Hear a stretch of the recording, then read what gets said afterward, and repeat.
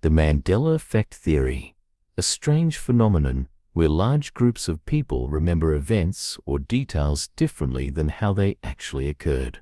It's the idea that your memories, and maybe mine too, aren't always reliable, and sometimes they might even point to something much stranger than we imagine. In 2010, paranormal researcher Fiona Broome described an experience that would coin one of the most curious modern cultural phenomena. She, along with countless others, vividly remembered Nelson Mandela dying in a South African prison in the 1980s. But in reality, Nelson Mandela was released, went on to serve as president, and lived until 2013. This startling discrepancy between memory and fact made Broome pause. Could so many people be wrong at the same time? Or, she speculated, were we glimpsing alternate realities, crossing timelines without even realizing it? Her musings spread like wildfire online. Soon, the term Mandela effect became shorthand for any instance where large groups of people confidently share false memories. And as the internet grew, so did the phenomenon. Thousands of examples surfaced, sparking discussions, debates, and wild theories. But while some saw evidence of parallel universes, psychologists and memory scientists saw something else entirely, a revealing glimpse into how our minds actually work. So, what is the Mandela effect? At its core, it's the experience of remembering something collectively that did not happen, or recalling it differently than how it really was. And some of the examples are surprisingly convincing. Take, for instance, the beloved children's book series, The Berenstain Bears. Many remember it as Berenstain Bears. Or think about Mr. Monopoly, the iconic mascot of the classic board game. A surprising number of people recall him wearing a monocle, but he doesn't. The Fruit of the Loom logo is another favorite, a cornucopia of fruit that in reality never existed. Even movie lines aren't immune. Many insist that Darth Vader said, "Luke, I am your father," when the actual line is simply, "No, I am your father." And some even remember a 1990s comedy film called Shazam, starring Sinbad, which never existed, though it's often confused with the real movie Kazam, starring Shaquille O'Neal. These aren't casual slips. People insist on them, sometimes with a near-religious certainty. And when they find others who remember the same thing, the sense of uncanny validation only grows stronger. So, why does this happen? Why do human memories play tricks on us, sometimes on a massive scale? First, it's important to know that memory isn't like a video recorder. It's not a perfect playback of the past. Instead, human memory is reconstructive. Each time we recall an event, we're piecing together fragments of meaning, context, and association. This makes memory adaptive. It helps us fill in gaps and make sense of the world, but it also leaves it vulnerable to errors. One of the most well-studied explanations is known as the misinformation effect. Psychologist Elizabeth Loftus showed that exposure to misleading information can actually change how people remember an event. In one famous study, participants watched a video of a car crash. Later, when asked if the car smashed into another vehicle, many people recalled seeing broken glass, even when there was none. In the case of the Mandela effect, repeated exposure to incorrect details online, in conversation, or even in jokes, can cement a false memory so convincingly that it feels entirely real. Then there are source monitoring errors. Sometimes, we correctly recall a detail, but misremember where it came from. Maybe you remember Mr. Monopoly with a monocle because it fits the stereotype of wealthy cartoon characters, or perhaps your mind borrowed the detail from Planters' Mr. Peanut. Over time, the brain can't keep track of the sources, and you're left with a composite memory that feels completely accurate but isn't. Semantic associations play a role too. The spelling Stein is far more common than Stein in English surnames. So when readers see Berenstain Bears, they unconsciously correct it to the more familiar Berenstein. And pop culture simplifies dialogue into quotable phrases. That's how complex lines like Darth Vader's become misquoted over and over, until the false version feels like canon. And of course, the digital age amplifies everything. Social media, memes, and online communities spread these misrememberings quickly. When hundreds or even thousands of people confirm the same detail, individuals feel validated and doubt fades. Collective memory can align across communities, sometimes distorting personal memories in surprisingly rapid ways. Of course, there's another side to the story. Some people prefer a more paranormal explanation. Broom's original idea that the Mandela effect might hint at alternate timelines has flourished online. Parallel universes, quantum glitches, simulated realities, these theories are endlessly fascinating. For believers, the Mandela effect is thrilling because it resists mundane explanation. It feels like proof that reality is stranger than science admits. And in the era of multiverse narratives and glitch in the Matrix memes, these ideas find fertile ground. In this view, remembering Mandela's false death isn't a cognitive error. It's a glimpse into a branching universe where events unfolded differently, a reality just out of reach. Yet it's important to stress that no empirical evidence supports these claims.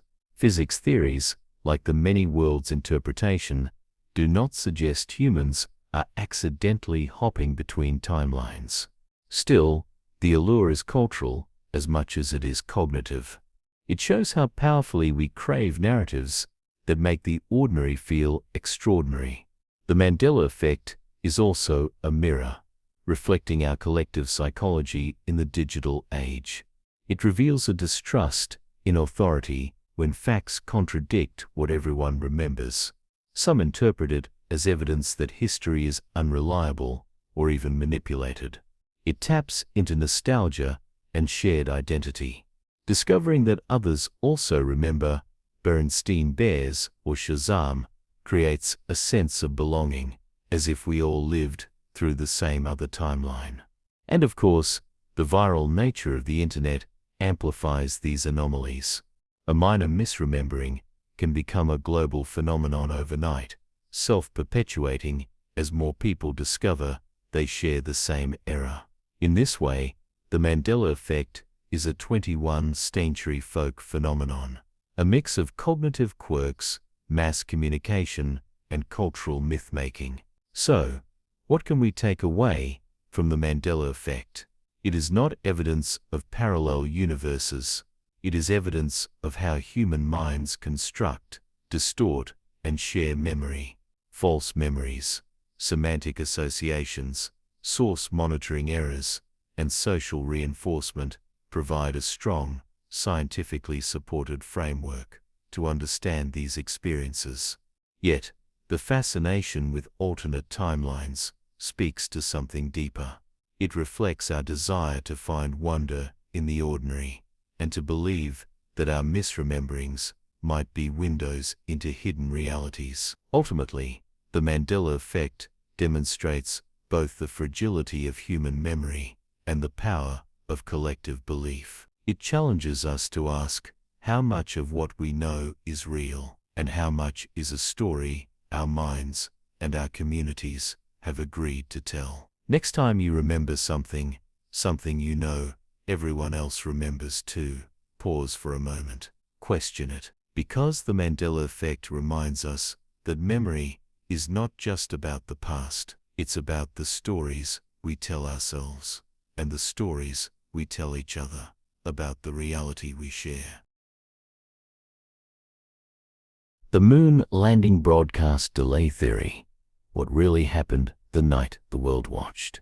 Imagine this. It's July 20th, 1969. The world is holding its breath. Over 600 million people, the largest audience in television history at the time, are glued to their screens. Families are gathered around glowing black and white sets, waiting to see one of the most extraordinary moments in human history, mankind's first steps on the moon. But here's the twist. A theory has persisted for decades that what people saw that night wasn't truly live. Some believe that NASA, ever cautious about public image, had prepared a pre-recorded film of the moon landing.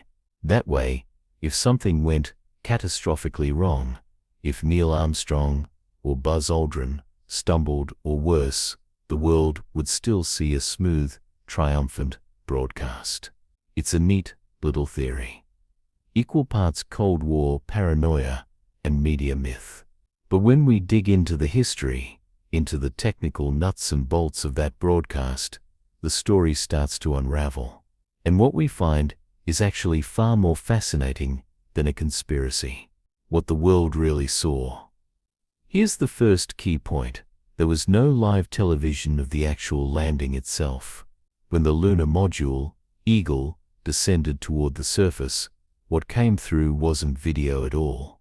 It was telemetry, biomedical readings, and the tense voices of astronauts talking to mission control. The moving images of the landing you've seen in documentaries, those weren't broadcast in real time. They came from a 16mm film shot inside the spacecraft, played back much later. The live broadcast only began hours after touchdown, when Neil Armstrong climbed out of the lunar module and pulled open a panel, the MESA, or Modular Equipment Stowage Assembly. Attached was a small black and white Westinghouse television camera. He aimed it at the ladder, capturing himself as he descended onto the lunar surface. That grainy, ghostly footage is what people remember. And here's the important part. It really was live. A strange kind of television. Well, the moon is 240,000 miles away. Sending television that far in 1969 was no simple feat. The Westinghouse camera used something called slow scan television. Instead of 30 frames per second, like normal TV, it transmitted just 10 frames per second at 320 lines of resolution. Because the S-band link between Earth and the moon simply couldn't handle a full broadcast quality signal. When the signal reached Earth, engineers had to convert it.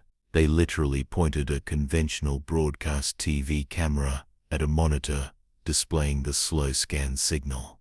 This optical scan conversion degraded the image, washing out the contrast, creating blur, and leaving behind the ghostly look we know today. But notice this, the process didn't involve a buffer or a tape. It was real-time, imperfect, yes, but live. The signal path, a journey across the world. So how exactly did that signal get from the moon to your living room? 3 ground stations were in play: Goldstone in California, Honeysuckle Creek near Canberra, and Parkes Observatory in New South Wales. Each of them could pick up the lunar module's transmission as the Earth rotated and the moon shifted in the sky. At first, Goldstone got the signal, but its converter was miscalibrated, producing a washed-out image. Within minutes, NASA switched to Honeysuckle Creek's clearer feed. Then, about 8.5 minutes after Armstrong's first step, the moon rose into the beam of the massive 64-meter Parkes radio dish. Its signal was sharper still. NASA switched again. We can actually track these handovers by tiny blemishes in the footage, white spots and artifacts unique to each station's equipment. That's the kind of forensic detail that makes the pre-recorded broadcast theory almost impossible to believe. From Australia, the selected feed traveled by landline to Sydney Video, NASA's television control room inside the OTC building. From there, it went to the Moray Earth Station, bounced up to an Intelsat satellite, down to Jamesburg, California, across US landlines, and finally to Mission Control in Houston. And here's a fun fact, because Australian broadcasters got the feed directly before it crossed the Pacific, viewers in Australia actually saw the moon landing about 1/3 of a second before the rest of the world. So was there a delay? This is where the conspiracy theory comes in. Did NASA slip in a delay, a few seconds, or even a whole pre-recorded tape, so they could cut away if something went wrong? The answer is no. Honeysuckle Creek's archives make it clear there was no added delay, no buffer. Everything was live, apart from the unavoidable 1.28 seconds it takes for light and radio waves to travel from the moon to Earth. Add a few seconds for signal conversion and distribution, and that's all. The idea of a deliberate editorial delay comes not from technical evidence, but from a mix of rumor, faulty memory, and a couple of historical quirks. Where the rumor took root first, no live TV of the landing itself. News anchors had to fill the gap. Some networks used animations or studio models to illustrate what was happening during descent. CBS even had a physical model of the lunar module on a simulated surface. Decades later, people remembering those broadcasts sometimes blur the lines between landing and moonwalk, and imagine that the images must have been staged. Second, the missing tapes. In the early 2000s, NASA admitted that the original slow scan recordings of Apollo 11 had been lost, most likely erased and reused in the 1970s. That sounds suspicious until you realize the tapes weren't needed at the time, because the converted broadcast had already been distributed worldwide. NASA later restored the best surviving copies and released them in 2009. And finally, contingency planning. The White House had prepared for tragedy. William Safire, a presidential speechwriter, even drafted a statement for Nixon to read if the astronauts were stranded. Conspiracists point to this as proof of deception, but in truth it was just prudent planning. The forensic evidence for live. Here's why the conspiracy doesn't hold water. 1. The independent reception and switching. 3 widely separated stations produce different quality feeds, and the exact switching points are visible in recordings and logs. To fake this, NASA would have needed to stage a multi-continent conspiracy involving both American and Australian facilities and telecom carriers. 2. The synchronization of communications. Armstrong and Aldrin's words, Capcom's responses from Houston, and the video imagery line up perfectly, down to the second, once you factor in signal lag. That's exactly what you'd expect from a live circuit. And 3. The sheer scale of the audience. 650 million people across dozens of countries received the feed simultaneously through their own national broadcasters. If there had been a tape delay, it would have had to exist before all those independent control rooms, something entirely at odds with how the system was actually set up. Why the footage looks so strange. The low frame rate, the washed-out highlights, the ghosting. These aren't signs of trickery. They're the inevitable quirks of trying to beam moving pictures across 250,000 miles in 1969. NASA traded image quality for bandwidth efficiency. The result wasn't cinematic, but it was authentic, and the very imperfections people sometimes cite as evidence of fakery are, in fact, the strongest proof that what we saw was real. The bottom line, the broadcast delay theory.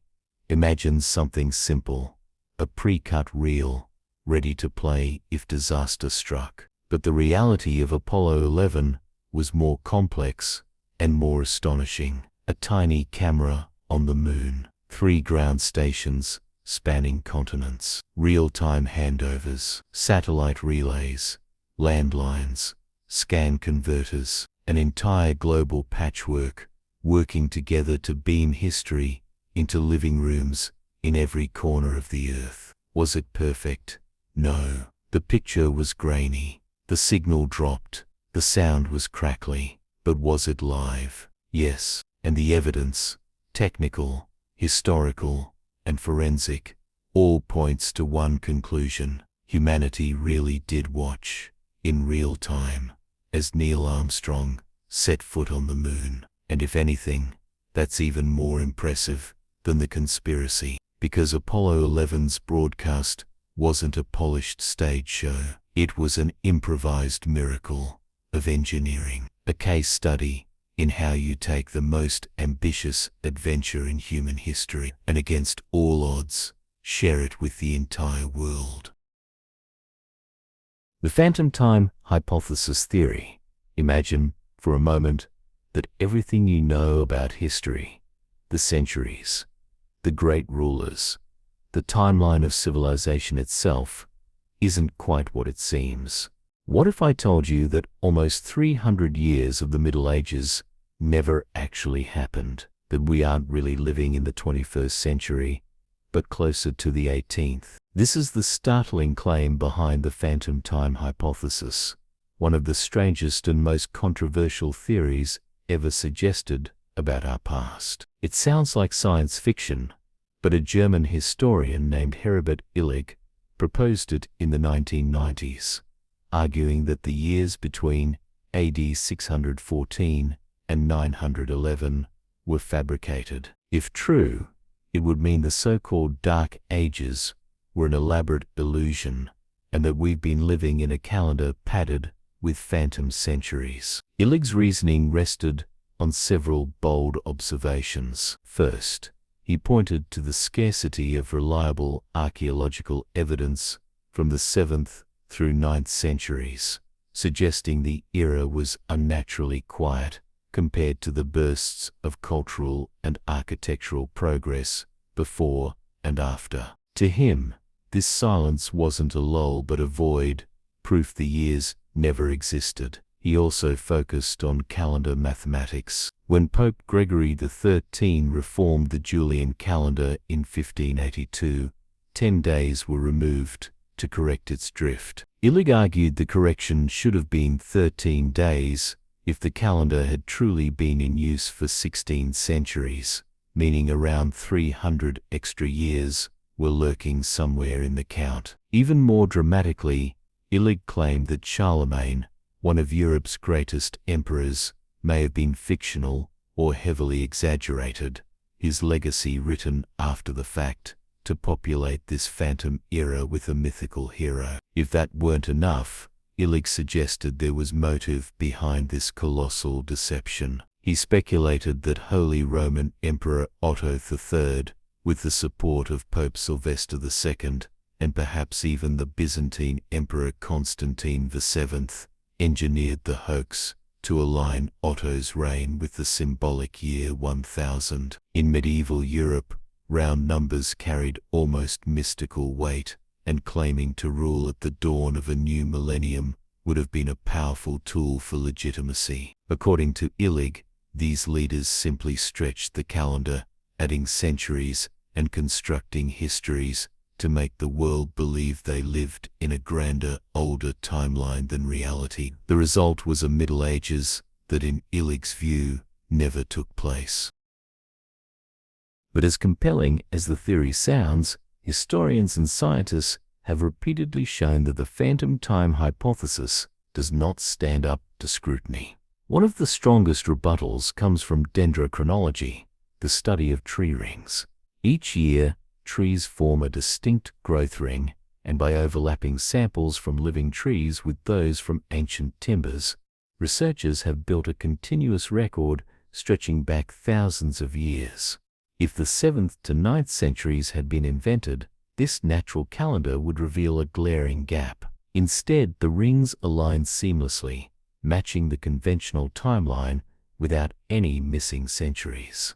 The Earth's trees, in other words, don't lie.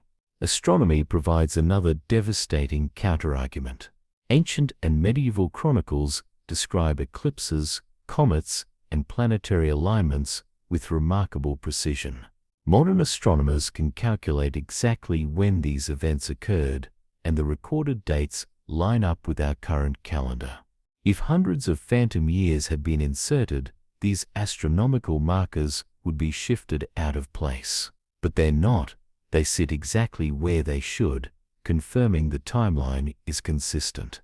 The skies, like the trees, keep better records than kings or popes ever could. Then there's the question of global history.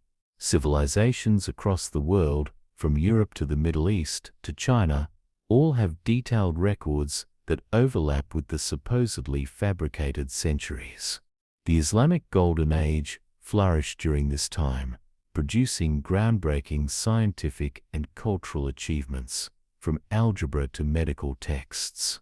In China, the Tang dynasty left behind art, literature, and political records. For Illig's theory to hold true, not only European leaders, but also civilizations across continents would have had to participate in the same deception, an impossible conspiracy with no evidence of coordination. Far from being silent centuries, this period saw enormous growth in knowledge and culture across the globe. Even Illig's claim about Charlemagne collapses under evidence. Far from being a phantom, Charlemagne left behind inscriptions, administrative reforms, coins, manuscripts, and a profound cultural legacy known as the Carolingian Renaissance. His influence on European language, education, and governance is well documented across multiple independent sources. To erase him from history would be to ignore not only the man himself, but the ripple effects his reign left on generations that followed. In short, Charlemagne was real, and the world he shaped cannot be reduced to fiction. So why, despite overwhelming evidence against it, does the phantom time hypothesis continue to capture people's imagination? Part of the allure lies in the mysterious nature of the so-called Dark Ages. To the casual eye, these centuries seem less eventful, less illuminated, and therefore suspiciously empty. Human beings are also naturally drawn to narratives that suggest hidden truths. The idea that our entire concept of time could be manipulated, that centuries of history might be a lie, is thrilling because it challenges our deepest assumptions. Just as the Mandela effect sparks debate about memory and alternate realities, the phantom time hypothesis invites us to question whether the world we take for granted might be built on false foundations. Ultimately, though, the evidence firmly supports the traditional timeline. Dendrochronology, astronomy, cross-cultural records, and archaeology all converge to prove that the early Middle Ages were very real, even if they felt less spectacular than other eras. The phantom time hypothesis survives less as a credible theory and more as a cultural curiosity, a reminder of our fascination with conspiracies, hidden histories, and the possibility that reality is stranger than it seems. We are not secretly living in the 18th century. We are exactly where the calendar says we are, the 21st. But the enduring intrigue of Illig's idea shows that history is never just about cold facts. It is also about imagination, skepticism, and the deep human desire to believe that there are still mysteries waiting to be uncovered. And maybe that is the real legacy of the phantom time hypothesis. Not that it rewrote history, because it didn't, but that it reminds us to keep questioning, to keep searching, and to accept that even our firmest beliefs about time, truth, and the past are worth re-examining. After all, the greatest stories aren't always the ones that are true. Sometimes they're the ones that make us stop and wonder if the truth itself might be hiding in plain sight. The missing cosmonauts. Theory begins with one of the most iconic moments of the 20th century, April 12, 1961, when Yuri Gagarin became the first human to orbit Earth.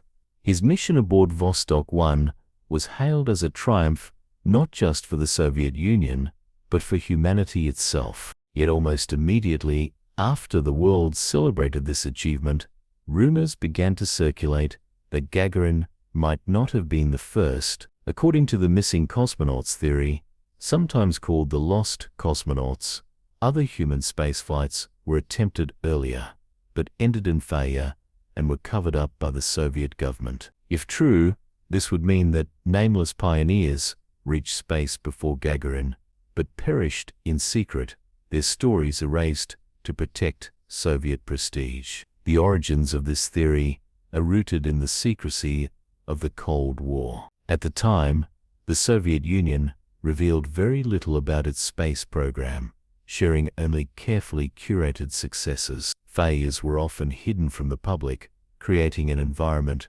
ripe for speculation. In the early 1960s, Italian brothers Achille and Giovanni Battista Giudica Cordiglia became central figures in the spread of the theory. Operating an amateur listening station near Turin, they claimed to have intercepted Soviet space transmissions, suggesting disastrous missions before Gagarin's flight. Among their recordings, they alleged, were the sounds of a cosmonaut's panicked breathing, the heartbeat of a dying astronaut, and even a woman's voice fading as her capsule lost control. These tapes shocked the public and were widely reported in European media, fueling the belief that unknown cosmonauts had perished in space. Names soon began to attach themselves to these supposed hidden missions. Some reports mentioned Alexei Ledovsky, Serentei Shiborin, or Andrei Mitikov, individuals who, according to the rumors, were launched in test flights before 1961 and never returned. One of the most famous cases involves Vladimir Ilyushin, a decorated Soviet test pilot. Conspiracy theorists claimed he was launched into orbit on April 7, 1961, 5 days before Gagarin, but his mission failed, forcing him to crash land in China, where he was allegedly held for treatment. Soviet officials denied this, but the story persisted in Western media for decades. These names and stories provided the missing cosmonauts theory with human faces, deepening the sense that history might have hidden real sacrifices. Supporters of the theory pointed to Soviet secrecy as evidence. After all, the USSR had a track record of concealing disasters. The 1957 Netherlands catastrophe, in which a rocket explosion killed at least 100 people, was covered up for decades. When tragedies did occur in the space program, the truth was often hidden or delayed. For example, in 1961, just weeks before Gagarin's mission, cosmonaut trainee Valentin Bondarenko died in a ground-based training fire. His death was not revealed until the mid-1980s. Later, in 1967, cosmonaut Vladimir Komarov perished during the Soyuz 1 mission when his capsule's parachutes failed. And in 1971, the crew of Soyuz 11, Georgy Dobrovolsky, Viktor Patsiev, and Vladislav Volkov, died of depressurization upon re-entry. The Soviet Union minimized or obscured these tragedies at the time, showing that they were willing to hide bad news. Against this backdrop, it seemed entirely possible that other deaths could have been erased completely. Yet despite the intrigue, most historians and space experts reject the missing cosmonauts theory. The Giudica Cordiglia brothers' recordings, while sensational, have been widely criticized. Experts note that their homemade radio equipment was unlikely to intercept the kinds of signals they claimed, and independent verification has never been produced. Furthermore, after the collapse of the Soviet Union in 1991, a wave of previously secret archives became available to historians. These records revealed much about the failures and challenges of the Soviet space program, but none contained evidence of hidden manned launches before Gagarin. Declassified documents, memoirs from cosmonauts, and testimonies from program officials consistently affirm that Gagarin was the first person in space. The idea of Vladimir Ilyushin as the real first cosmonaut has also been discredited by researchers. While Ilyushin was indeed a test pilot and did suffer a serious car accident in 1960, there is no credible evidence that he ever flew into space. His family and colleagues have denied the rumors, and historians argue that the Soviet Union would not have risked sending an untested pilot into orbit just days before Gagarin's planned flight. Likewise, The supposed cosmonauts, named in early Western reports, Ledovsky, Shiburin, and Mitkov, have no official records connecting them to spaceflight, suggesting they were either misidentified individuals or outright inventions by rumor. Still, the persistence of the missing cosmonauts theory speaks to the psychological and cultural climate of the time.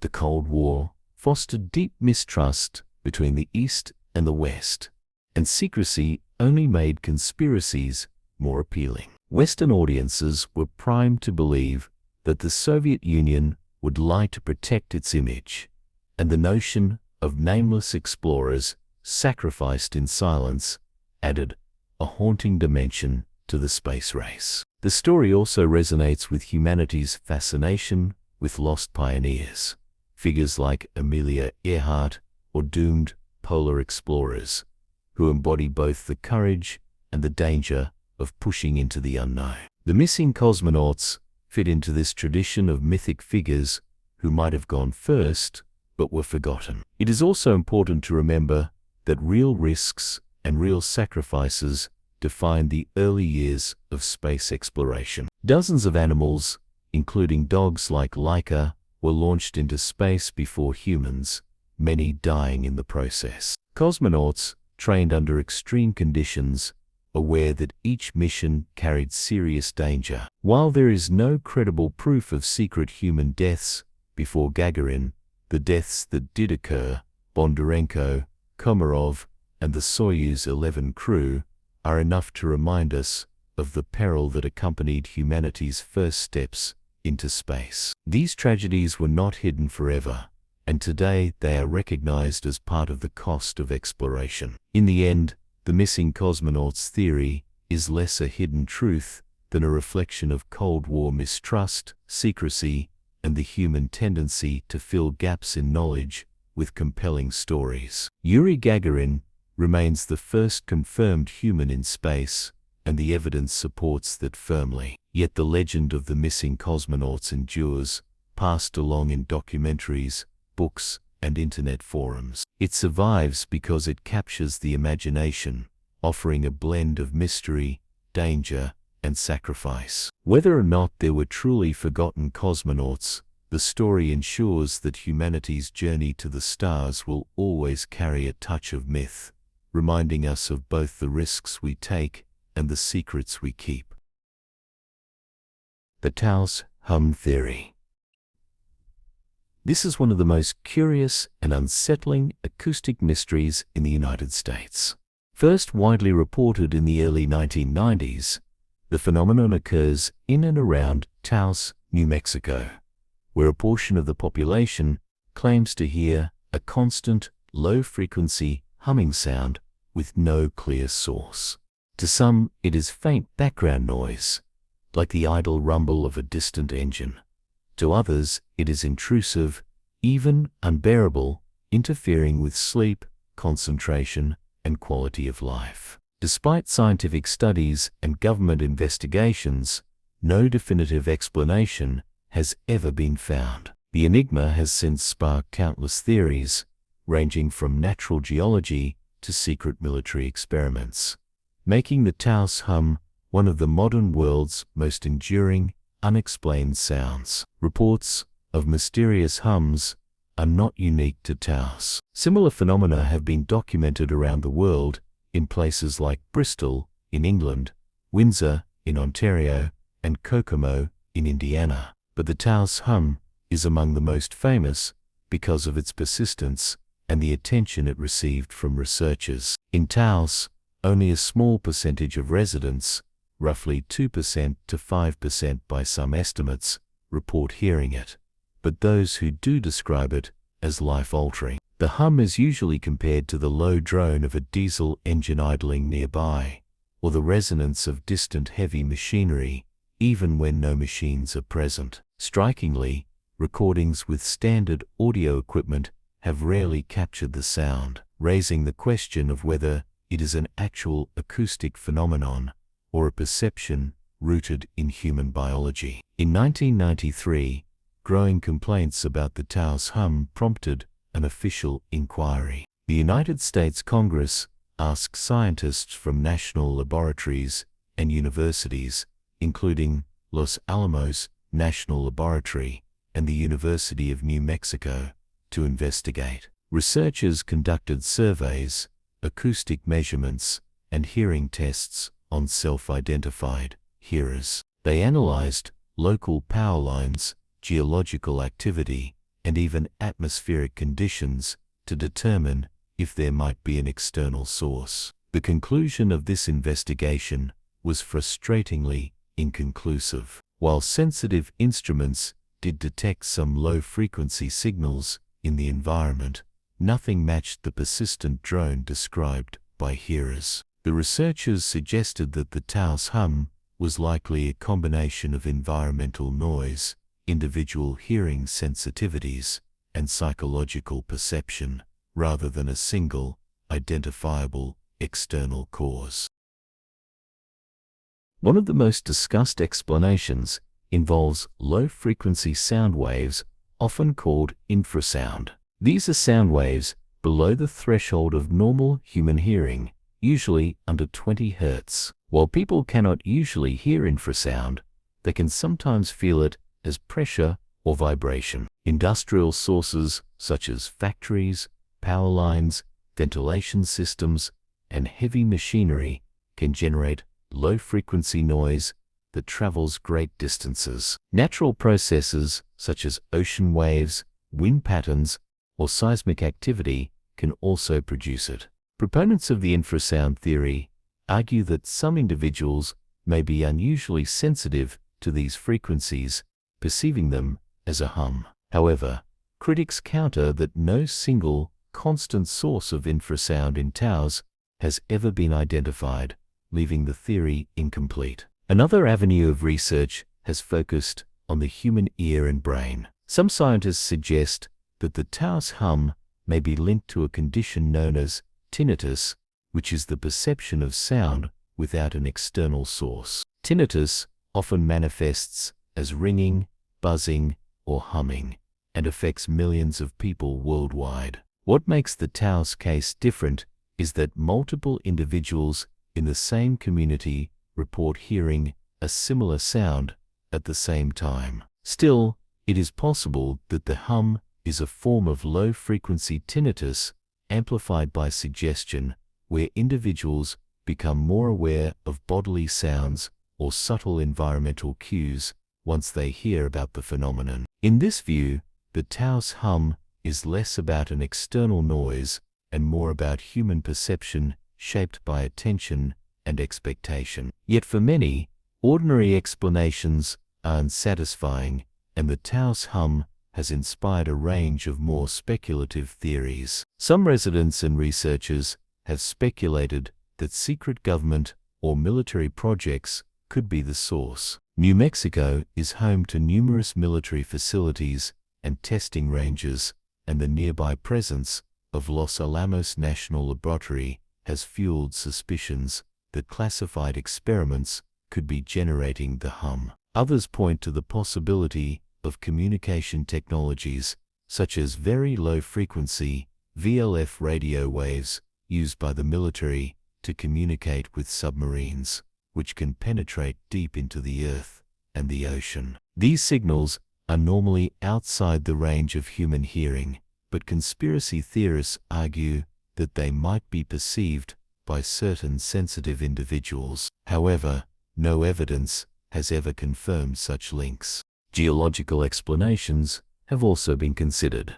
Northern New Mexico sits on complex geological structures, including volcanic rock formations and fault lines.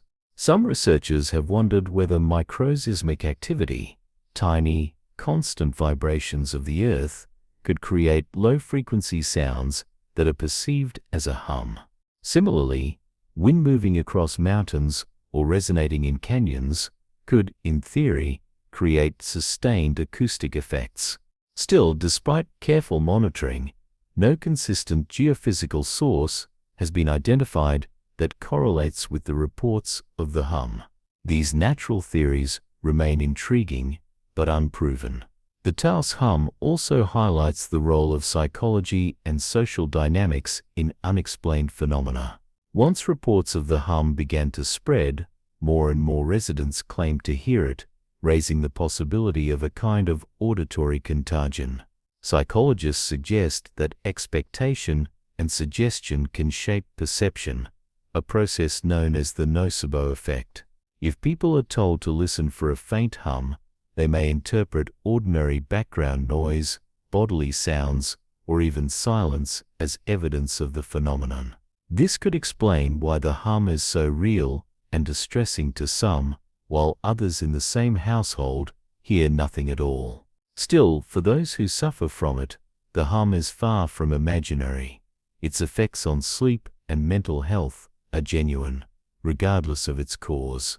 Today, the Taos hum remains unsolved, occupying a space between science, mystery, and folklore. For some, it represents an acoustic riddle yet to be cracked by technology. For others, it is a symbol of how human perception can construct realities that are difficult to disentangle from physical truth. While mainstream science tends to favor explanations involving infrasound, tinnitus, or psychology, the absence of definitive proof has allowed wilder theories to thrive. The Taos hum, like other unexplained hums worldwide, is a reminder of how much we still do not understand about sound, the human ear, and the brain's interpretation of the environment. Whether it is a product of natural forces, hidden technology, or the mysteries of perception, the Taos hum continues to fascinate, an invisible vibration resonating in both the air and the imagination. I hope you enjoyed these 5 theories, each one stranger and more mysterious than the last.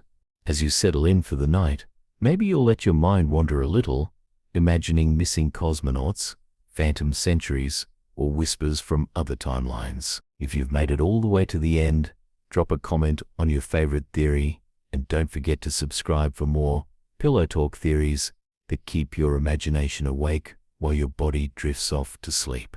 Close your eyes, take a deep breath, and let these mysteries lull you into dreams of the unknown. Good night.